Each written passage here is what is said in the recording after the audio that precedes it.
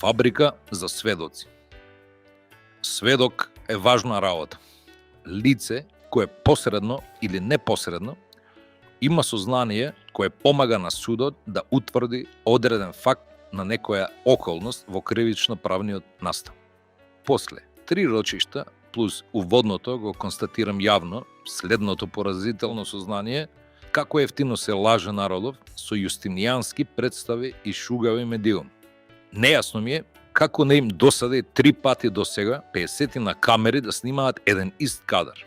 Досадми како муви лајнарки. Но затоа уредно раскажуваат само извадоци кои се сирџиски, неважни за судскиот процес, туку очајно одработуваат однапред напишана пресуда, уште на пресод на Оливер Спасовски, љубовникот на Љупче Николовски Путер и Гаврил Телечи поглед на 5 декември 2023 година. Слушајќи го македонско радио, најважно од последново рочиште испадна лупањето на буцкастиот кариерист Дејан Димовски, дека Вања на мрежите комуницирала со дечко од Шведска, кој имал 18 до 20 години, дури и тоа го излажа, детето од Шведска е врсник на Вања, но на неговиот профил забележала символи на ИСИЛ. Тотал неважно. Потоа заљубените 2 стативи од ОЈО, кој не диша додека говори главниот местач, со воздишки го прашаа што превземале на 27 ноември 2023 година, поточно како ја барале Вања. Но технологијата за местење на судска пресуда на изманипулиран и прелажан народ е следна. Кариеристот Димовски 3 сати ни раскажуваше како ја барале, што прашале, што добиле како одговор и тогаш осомничените, а денес обвинети, кои после делумно признание и купишта лаги не признаваат вина за тоа што е пишано во обвинение. Кога немаш доказ за приказната во облик на обвинение, а законот за кривична постапка во членот 400 не дозволува пресуда само со изјава без истата да биде подкрепена со материјални докази. ОЈО има трик, па произведува сведоци кои сведочат како е барана Вања, а обвинението е грабнување и убивање, а не барање. Па токму затоа дебелиот кариерист Димовски не спомнува оружје со кое е извршено злосторството, па затоа мораше да одговара на прашање на одбраната, а не прашање на ОЈО. А одговорот беше дека не го нашле, па доби прашање дали провериле другите обвинети дали поседуваат оружје, затоа што таква проверка во списите на предметот е направена само за мене, Љупчо Палевски. Одговорот беше не направиле. Не знам, не се сеќава. Одбраната го праша Димовски, како Велибор Манев, кога дава исказ во ОЈО, го знае името од лична карта на таткото на Вања, Александар, а предходно самиот Дејан го именува како Сашо. Но и сите предходни сведоци, дополнително на 2 и 3 декември, Велибор тврди дека инспекторите му потврдиле во ПС Пролеп дека постои докажна врска меѓу телефонот на Палчо и таткото на Вања. Одговорот на Димовски беше не знам. За да се одбранам од клевети и лаги, морам јас да поставувам прашања кои ОЈО морало да ги постави, а не ги поставил. Одбраната директно го праша кариеристот Димовски дали ја погледнал службената белешка од СВР Велес во врска со преглед на камерите на Хотел Романтик, каде екзактно се гледаат и се избројани лицата кои учествувале во грмнување на Панче, и тоа 2 лица во Рено Кангу и 1 лице во Цитроенот. Ова е единственото место и камери каде се избројани лицата. А Билмезов Димовски одговори: не знам, тоа колегите од Велес знаат. На претходните рочишта пак, бившиот началник на СВР Велес, Ристе Самарџиев, кој кажа дека токму за таа снимка и поврзал 2 возила. Од мене беше прашан дали ја погледнал службената белешка токму за тој материјал. Одговори: не сум ја видел. Па токму ОЈО на Гаврил Телечи поглед рачуна дека 2 плюс 1 е 4. Колку пишало во обвинението.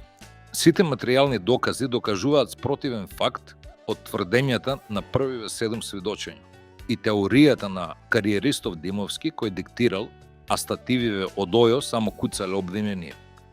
Карешик и Димовски, како најодговорни за истрагата и предистрагата, на прашање дали ги виделе вештачењата на МВР форензика, и двајцата излажаа не сум ги видел. Македонското радио кое го слушам, ниту едно прашање на одбраната и одговор по истото не пренесе во вестите. Тоа не е случајно. Народот не чита пресуди, туку були во мобилен и чита лаги. Евидентно двајца од 5 обвинети, двајца од нив признале само едно од двете кривични дела кои им се ставаат на товар и ја однеле полицијата на место на злосторот. Поточно, каде се закопани жртвите. Нормално, се сами направиле, копале дупка, дури Вања ја однеле и ставиле во дупка. А јас кај Визбегово сум им се придружил и со еден куршум со пиштол 9 мм НН сум го убил детето. За сите овие околности не слушна ниту еден збор од шоуменов Димовски. Но зошто Ојо не прашува? Туку дисциплинирано слуша расказ како ја барале Вања. Реков и тој ми рече се многу важни за Ојо. Така Ојо произведува сведоци и пресуди, без материјални докази, ефтино, лигало, со помош на медиум, кои не глумат, туку вистински се малоумни. Нивната задача е 100 пати да повторат лага која треба да стане вистина, за да заедно со Ојо ја извршат добиената наредба, а судот формално спроведе постапка. Во првите 10 часа ефективно сведочење со потенцирање на шоуменов Димовски, 70% од муабетот беше за Александар, таткото на Вања, бидејќи после една година се уште немаат ниту еден доказ. Не дали сме констатирали, туку дали воопшто знаеме за нашето постоење, и јас за него не знаев дека постои некој Александар Горчевски.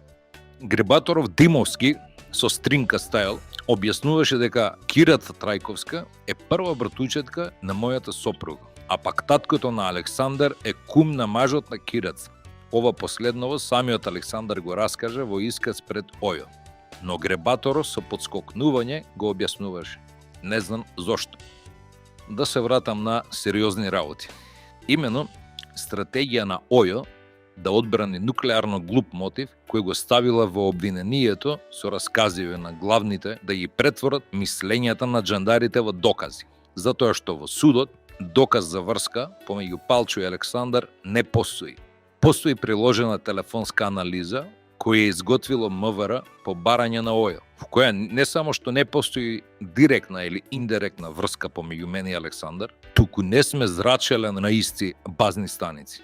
Јас на Ојо му ги отклучев сите мои телефони, читам и Александар исто така постапил. Но врска, комуникација и во вештачењето на сите уреди покажува дека Палчо и Александар не комуницирале никогаш, буквално. Дури во април 2024 година двајцата инспектори на шоуменот Димовски биле во шутка. Александар им ги отклучи негов стар телефон, исто Samsung, што Александар веднаш истото го направил. Прашање и одговори за како е грабната и убиена Вања не постојат.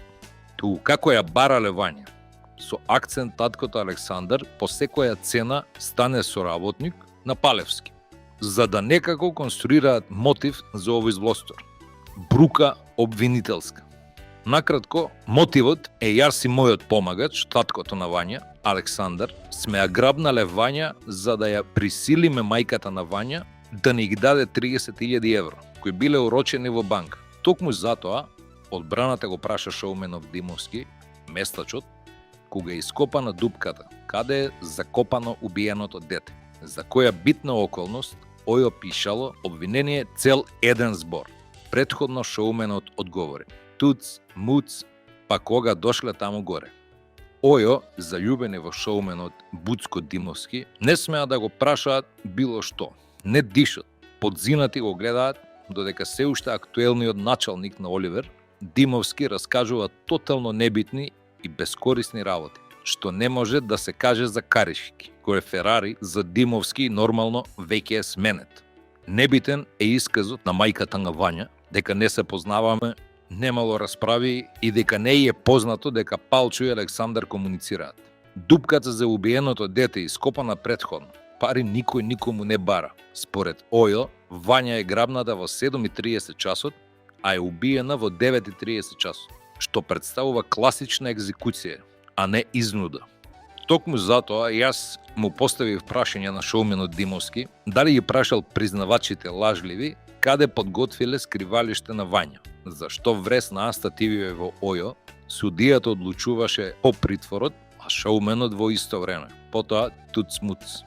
Но постојат искази на признавачите пред ОЈО, каде такво прашање не постои, ниту е спомнат збор за солниште во 30 страни на исказите, а обвинението започнува со мотив изнуда заради користолюбие. Токму затоа морам јас да бидам во улога на обвинител, за да ја покажам оваа гнасна монтажа. Нездраво е кога според ОЈО двократниот убиец мора да ги поставува прашањата кои ОЈО морало да ги постави, но и денес не ги поставува, туку преговара по истите. Се ова ниту еден медиум не го пренесува, а се присутни цели 4 часа во судница заедно со мен, затоа што јавноста не смее да биде информирана што се случува. Според медиумскиве малоумници, наративот е следен за рочиште од 13 ноември. Палевски е убиец, Вања комуницирала со ИСИЛ, таткото на Вања е луд, тоа се сервира на соправо загрижена општествена јавност. Она што е освежување на ова рочиште и оригинално направено е трик прашање поставено од судијата до мене, поточно штрек прашање. Конкретно кон поставување на прашање на Стринкала Димовски дали СВР Скопје утврдило кога после убиството на Панче во местноста Рудник осумничените ПИВ Рено Кангу и Цитроен влегле во Скопје за да може да се утврди времето на убивање на Панче. Судијата бочно улета со прашање од каде знаеш кога е убиен Панче, на што доби одговор дека во обвинението е напишано 22 ноември 2023 година во 10 часот, што мене ми дојде како дезодоранс. Еве некој што суштински прашува, што не значи ништо. Судијата се насмеа на мојот одговор, а Стринала Димовски, главниот во истрагата, одговори дека го регистрирале Цитроенот на 24, 25 и 27 ноември 2023 година, но не и на 22 ноември 2023 година. Со што се потврдува мојата предпоставка дека ОЈО и овој факт кој е битен го утврдиле од лажните и делумни признанија во истрагата, а фактот е кога е убиен Панче. Она што е интересно во ова судење е фактот што ОЈО ми одзема и копија од 300.000 незаконски снимени разговори кои ги имале и северџаните и СЈО, но не ги приложило како доказ во списокот докази, кој е дел од обвинението.